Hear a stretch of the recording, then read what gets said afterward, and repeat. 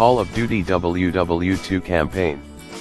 In the latest issue of Game Informer, Sledgehammer Games expanded upon what we can expect in the solo campaign. Some missions will have you impersonating a Nazi officer, taking part in the French Allied campaign, and even marching through the infamous D-Day landings. It appears Call of Duty WW2 will be no slouch when thrusting you into the heart of World War II. Sledgehammer Games describes the campaign as brutal and intimate, with players taking control of a single unit of soldiers throughout the entire experience. Judging from what we've seen thus far, it'll be similar in tone to Saving Private Ryan and Dunkirk in terms of its depiction of realistic, tragic warfare. Call of Duty WW2 Zombies. Activision and Sledgehammer Games have released the debut trailer for Nazi Zombies at San Diego Comic-Con. It's exactly what you'd expect. The Third Reich has created what they believe to be the perfect soldiers in the form of bloodthirsty, flesh-eating zombies. It's dark, violent, and a little bit spooky.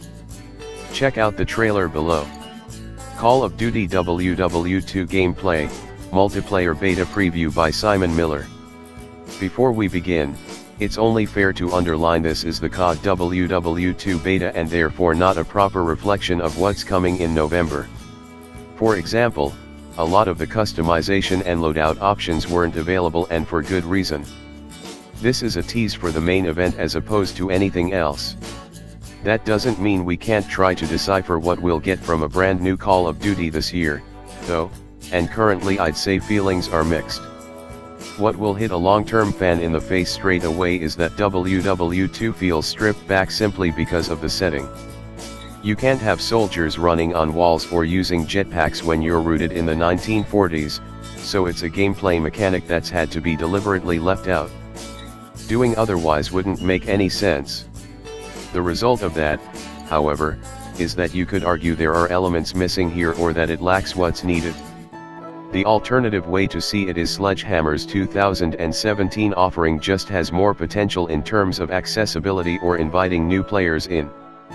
That's certainly possible, too, because, as the developer told us constantly, WW2 is a return to boots-on-the-ground combat, which in short translates to you using nothing more than your gun and wits. That's where Call of Duty used to shine, though, and a lot of the extra additions that got thrown in over the years actually sullied the experience, or at least made it feel exceptionally bloated. It's hard to argue against it as the series is still a powerhouse of the gaming industry, but each iteration seemed to take steps away from what had won us all over to begin with. That's not to say what's here has transformed completely, but anyone in the beta would have noticed the difference. Unfortunately, it would have been nicer if Activision had potentially gone one step further.